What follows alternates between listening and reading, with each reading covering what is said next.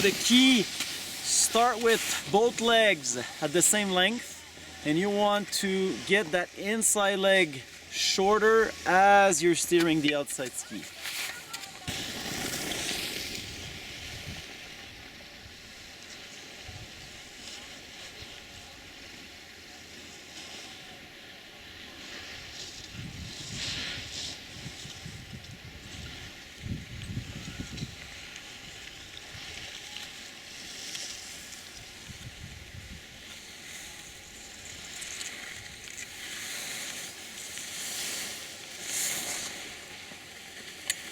So that's the next step. So over here I try again. I start with weight equal on each ski, unload the inside ski, and I try to steer the outside ski at the same time. So I want to combine both movements together.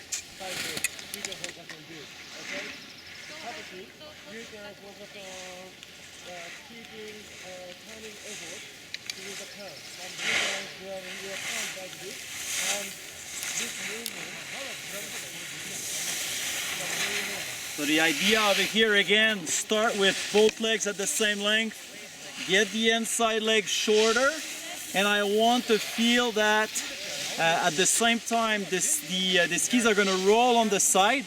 I make sure not to put too much tension in the articulation when I do that. The edging happens as a result of the inside leg getting shorter, and this is the way I'm going to balance on the outside ski. It's through a free fall on the outside ski versus a compression and a blockage.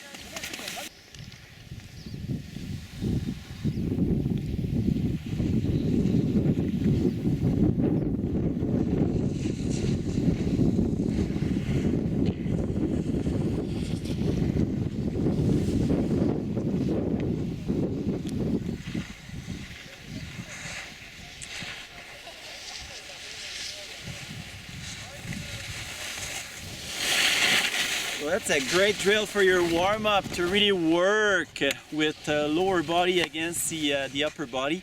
And always in those drills, again, start with both legs at the same length, get the inside leg shorter, and I want to draw a circle with my outside foot. So it's really important not to move too quick, and then you're going to lose a little bit the shape of the turn. So always try to draw a circle with that outside foot.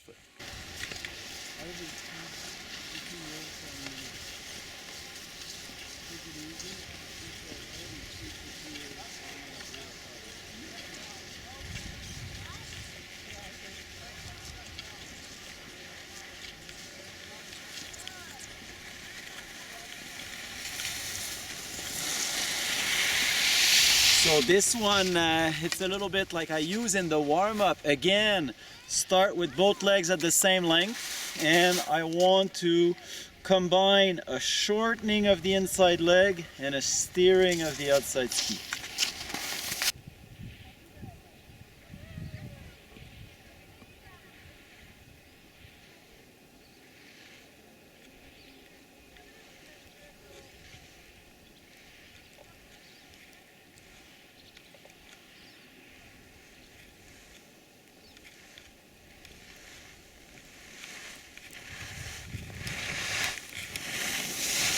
My goal with this one, I start to put a little bit more strength in the steering.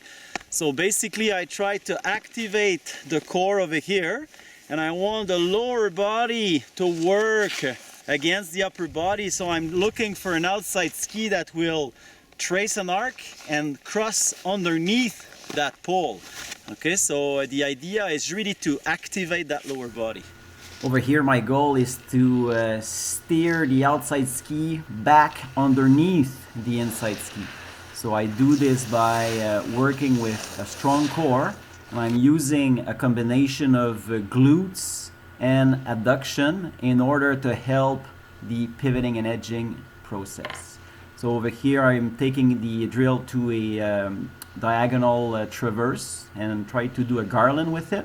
A little bit the same principle here. Steer the outside ski back underneath the inside ski tip. The goal of this approach is to create a cross-under effect where the base of support is crossing underneath the center of mass.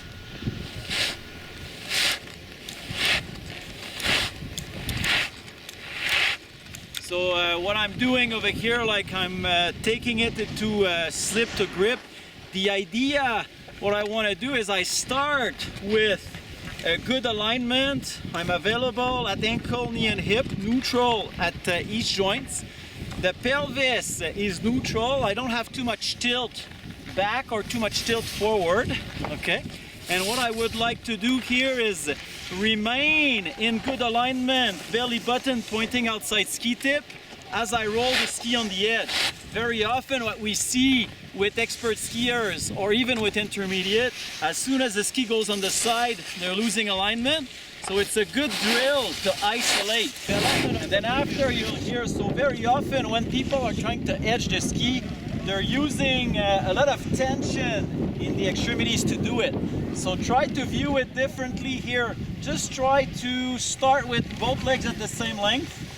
Try to get the inside leg shorter, and that will, as a result, the ski are gonna roll on the side. So you wanna do this with a light approach. You don't wanna force the articulation inside like this. Just by shortening the inside leg and balancing on the opposite foot, you're achieving what you want here.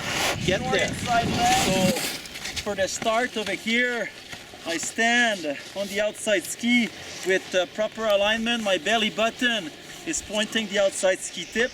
I just try to go side jump and try to land on the edge and make sure that I keep my alignment. I watch out when I land not to collapse too much and lose my structure.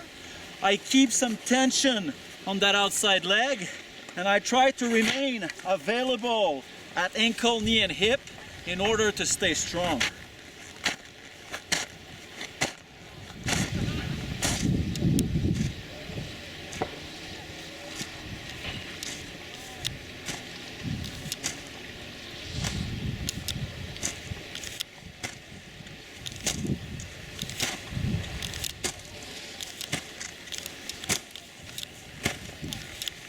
So the idea over here, like as a warm-up after lunch, what I want to feel is to land on the outside ski with proper alignment. So it's a way to wake up after a nice lunch in the black cone.